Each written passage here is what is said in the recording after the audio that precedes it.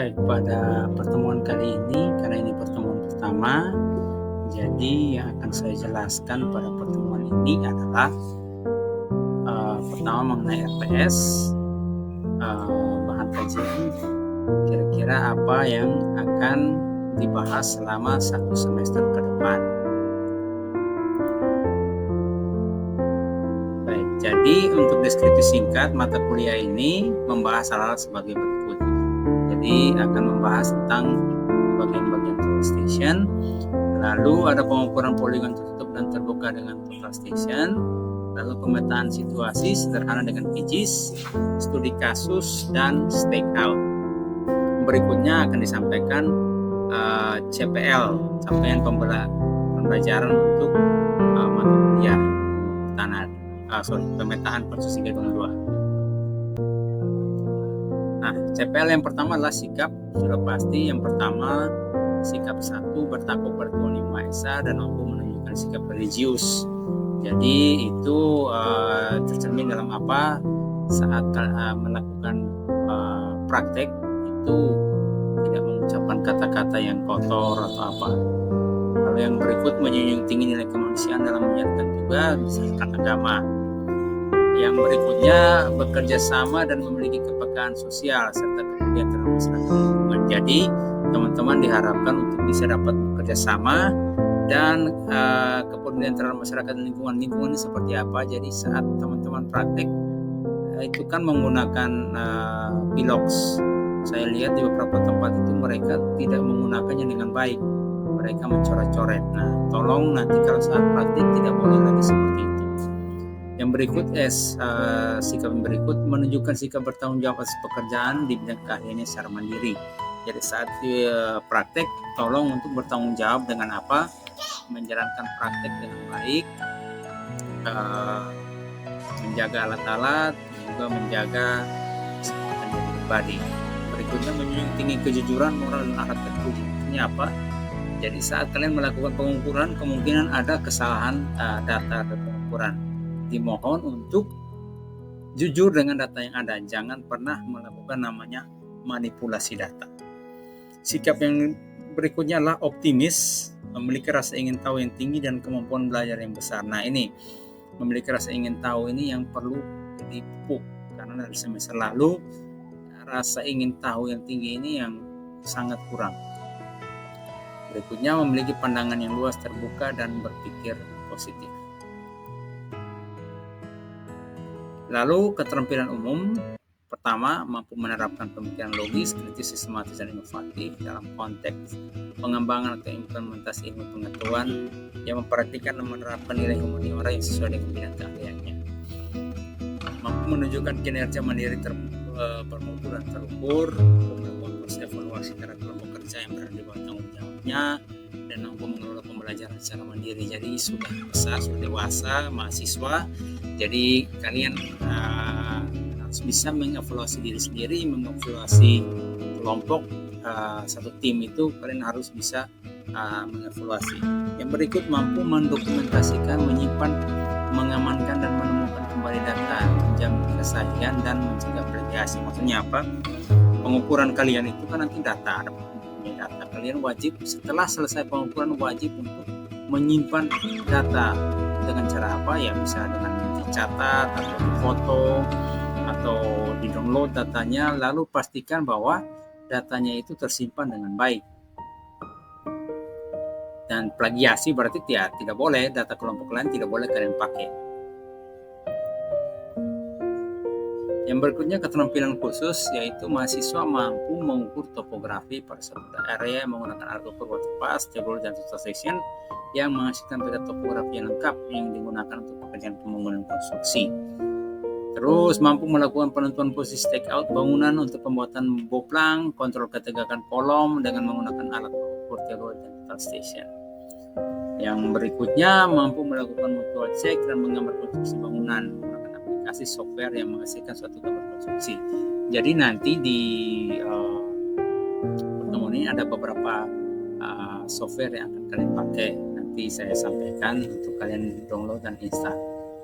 Yang berikutnya mampu melaksanakan eksperimen laboratorium dan pemetaan lapangan dengan memanfaatkan fasilitas laboratorium konstruksi, pengujian bahan, laboratorium survei dan segala macam untuk pengembangan keilmuan maupun karya ilmiah.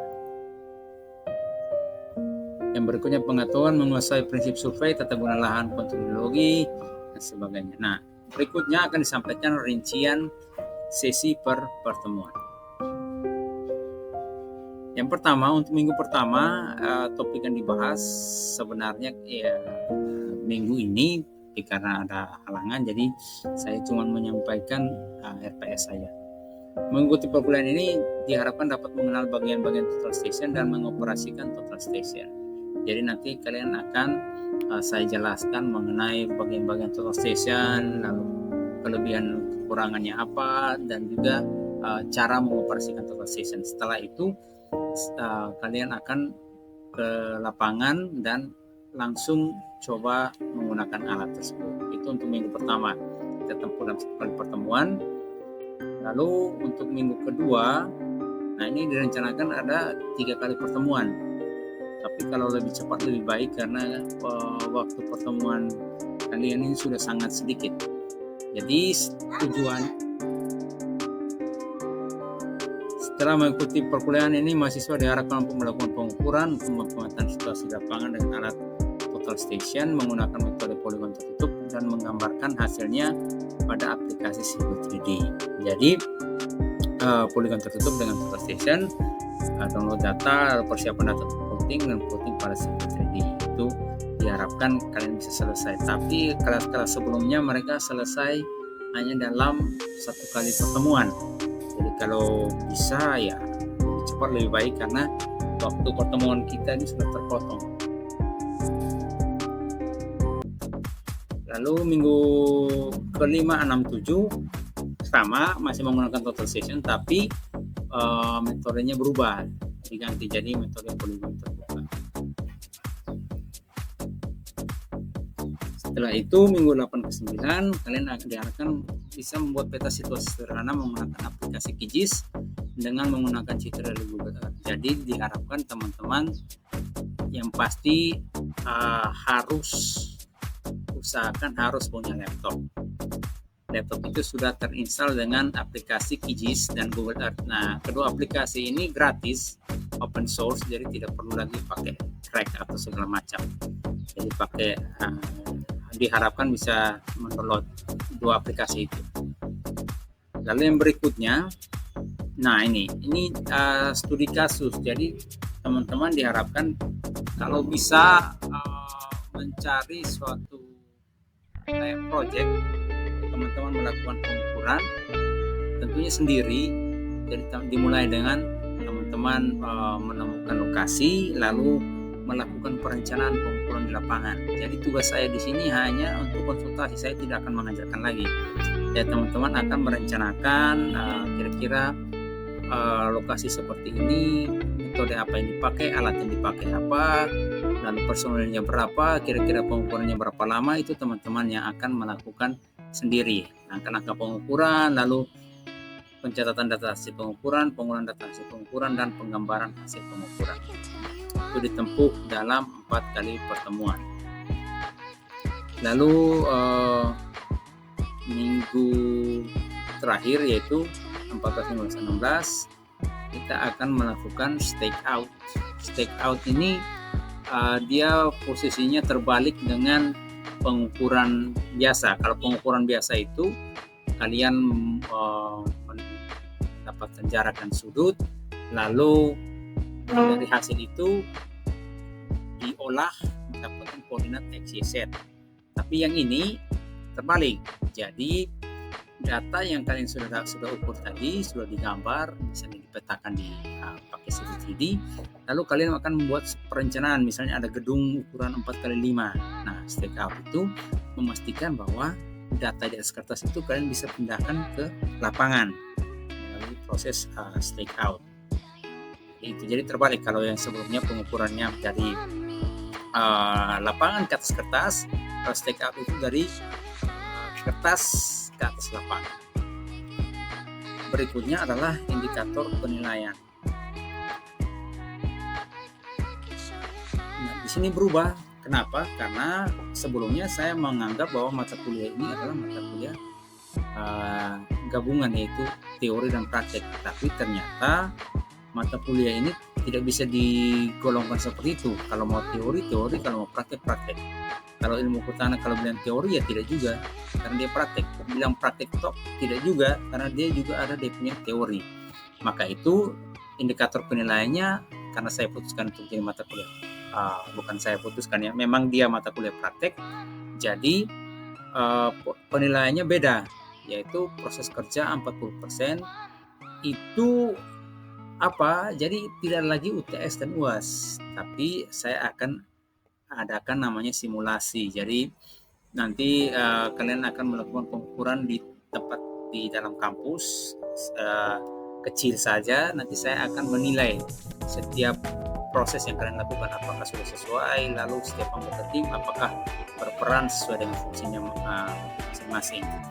Setelah itu ada hasil kerja 50%. Nah, hasil kerja ini sudah pasti kalau tanah hasil kerjanya berupa laporan. Tapi kalau saya cuma menilai laporan dengan bobotnya 50%, wah itu sangat tidak adil saya rasa, karena kan kebanyakan laporan itu tidak semuanya kerja sendiri, ada yang cuma titip nama dan NIM.